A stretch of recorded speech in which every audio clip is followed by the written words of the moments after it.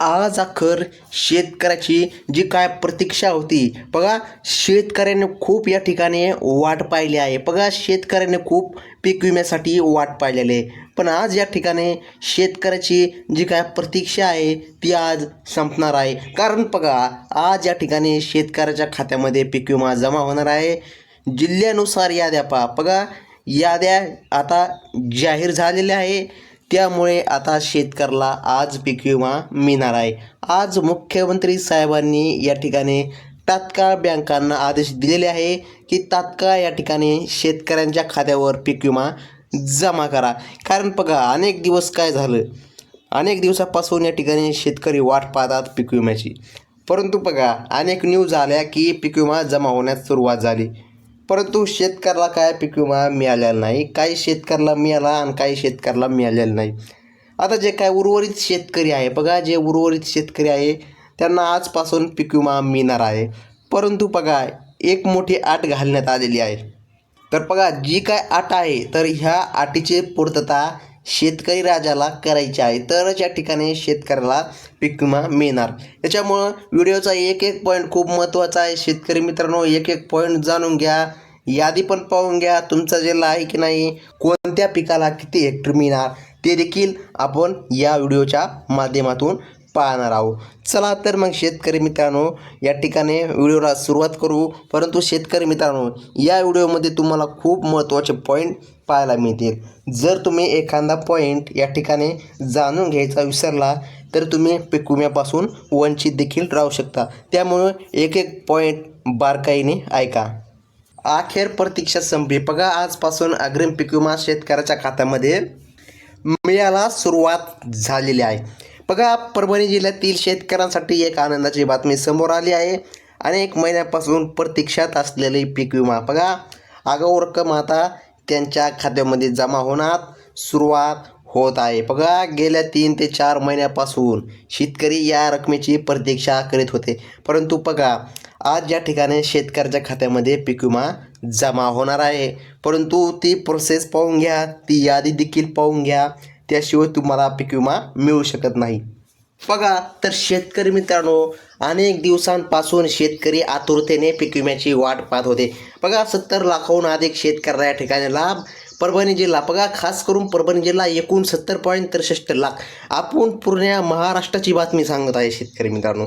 बघा, शेतकऱ्याने आपल्या पिकांचा विमा उतरवला आहे. यामध्ये सोयाबीन, कापूस, कडधान्य, मूग, उडीद डाळ, उन्हाळी बाजरी, डाळ यांसारख्या पिकांचा 50 पॉईंट बघा, या ठिकाणी 50,24,607 रुपये हेक्टर जमिनीचा विमा उतरण्यात आलेला आहे. यापैकी प्रामुख्याने बघा, सोयाबीन, कापूस आणि कडधान्य पीक विम्याला या ठिकाणी मंजुरी मिळालेली आहे. बघा, आता ही रक्कम शेतकऱ्याच्या खात्यामध्ये जमा होणार आहे. परंतु महत्त्वाची प्रोसेस जाणून घ्या शेतकरी मित्रांनो, त्याशिवाय तुम्हाला विमा मिळू शकत नाही. बघा, विमा नोंदणीकडे आकडे पाहता 7,14,161 शेतकऱ्यांनी पीक विम्यासाठी नोंदणी केलेली आहे. यामध्ये 385,000 हेक्टर सोयाबीन, तर बघा या ठिकाणी 89 हेक्टर कापूस आणि 35,547 हेक्टर मक्याचे क्षेत्र विमा संरक्षणाखाली आहे. विशेष म्हणजे परभणी जिल्ह्यात अतिवृष्टीचा मोठा फटका बसल्यानंतर हे दर आगाऊ जाहीर करण्यात आले होते बघा, आणि त्यानंतर त्यांना मान्यताही देण्यात आली होती. तर बघा, आता या ठिकाणी शेतकऱ्याला पीक विमा मिळणार आहे. परंतु या ठिकाणी यादी देखील पाहून घ्या. आणि सर्वात महत्त्वाची गोष्ट आहे शेतकरी मित्रांनो, तुम्हाला ती मोठी प्रोसेस देखील जाणून घ्या, त्याशिवाय तुम्हाला पीक विमा या ठिकाणी मिळणार नाही. ती प्रोसेस या ठिकाणी तुम्हाला करायची आहे. बघा, पैसे न मिळाल्याने शेतकऱ्यांची झालेली दुर्व्यवस्था. विमा कंपन्याकडून मंजुरी मिळूनही गेल्या 3 ते 4 महिन्यापासून शेतकऱ्यांना त्यांचे पेमेंट म्हणजे की पीक विमा बघा, यामुळे शेतकरी वर्ग अत्यंत हैराण झाला आहे. बघा, तर अनेक शेतकऱ्यांना आर्थिक संकटात तोंड द्यावे लागले. त्यांच्या रोजच्या गरजा भागवणे अवघड झाले होते. बघा, याचा आर्थिक तणावामुळे काही शेतकऱ्यांनी कर्ज काढावे लागले, तर काहींना आपल्या मालमत्तेचा काही भाग विकावा लागला.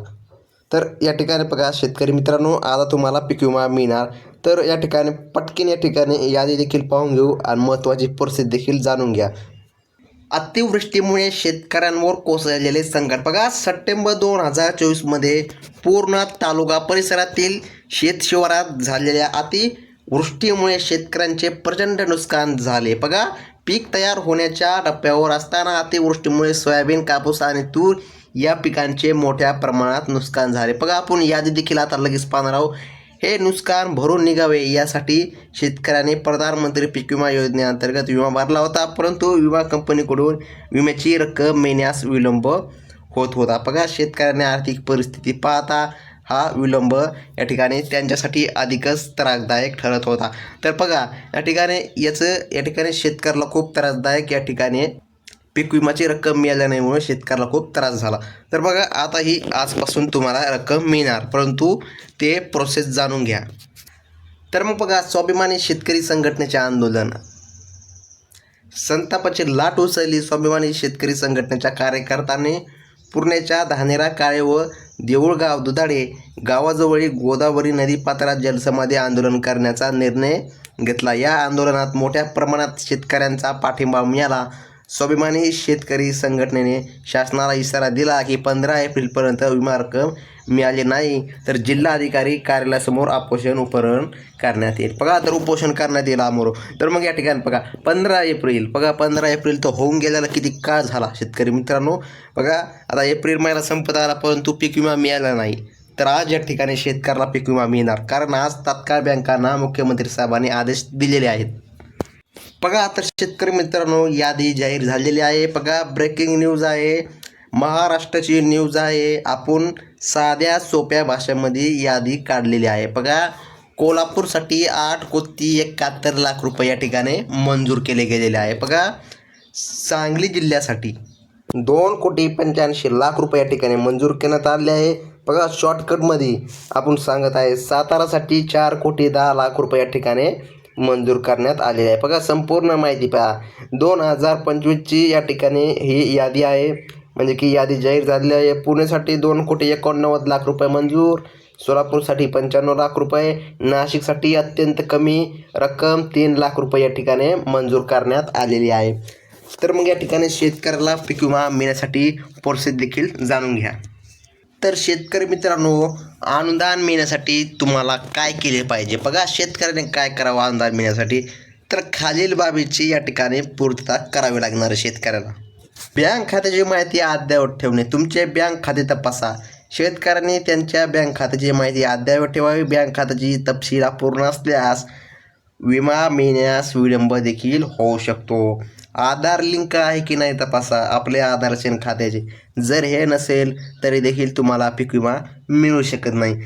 तिसऱ्या नंबरची माहिती जाणून घ्या. तर शेतकऱ्याने शासकीय पोर्टलवर या ठिकाणी बघा नोंदणी करावी आणि त्याची माहिती अद्ययावत ठेवावी. बघा, कागदपत्रे तयार ठेवणे, आवश्यक कागदपत्रे जसं की 7/12, 8 पेरणी प्रमाणपत्र, जमिनीचा नकाशा इत्यादी माहिती ठेवावी. बघा, पीक विमा कार्यालयाशी संपर्क साधणे, जर तुम्हाला काही शंका असेल पीक विमाबाबत तर तुम्ही पीक विमा कार्यालयाशी संपर्क देखील साधू शकतात. तर शेतकरी मित्रांनो, तुम्हाला जो काय पीक विमा मिळणार आहे हे 2022, 23 आणि या ठिकाणी 24 पासून या ठिकाणी मिळालेलं नाही. तर 3 पीक विमे शेतकऱ्याला सोबतच मिळणार. तर हेक्टरी किती मिळणार? बघा, अनेक शेतकऱ्यांचा प्रश्न आहे. तर तुम्हाला यूट्यूबवर अनेक व्हिडिओ पाहिले असतील की तुम्हाला सांगितले जाते 20,000 हेक्टरी मिळणार, 30 मिळणार, परंतु बघा, जे काय कापूस तूर पीक आहे यालाच्या ठिकाणी 20 ते 15,000 रुपये हेक्टरी आहे. आणि बघा, सोयाबीनलाच्या ठिकाणी 15 ते 30,000 रुपये हेक्टरी पीक विमा मिळणार आहे. जर तुम्ही पीक विमा भरताना या ठिकाणी दुसरे पिके जर लिहिलेले असतील, बाजरी, ज्वारी, मका, तर याला या ठिकाणी बघा तुम्हाला खूप कमी रक्कम मिळणार आहे. परंतु तुम्ही जर कापूस तूर हे पिकं जर फॉर्म भरताना लिहिलेले असतील, तुम्हाला नक्कीच या ठिकाणी आपण सांगितल्याप्रमाणे कापसाला जवळपास 15 ते 20,000 रुपये हेक्टरी पीक विमा मिळणार आहे. तर शेतकरी मित्रांनो, ही होती आजची अपडेट. धन्यवाद.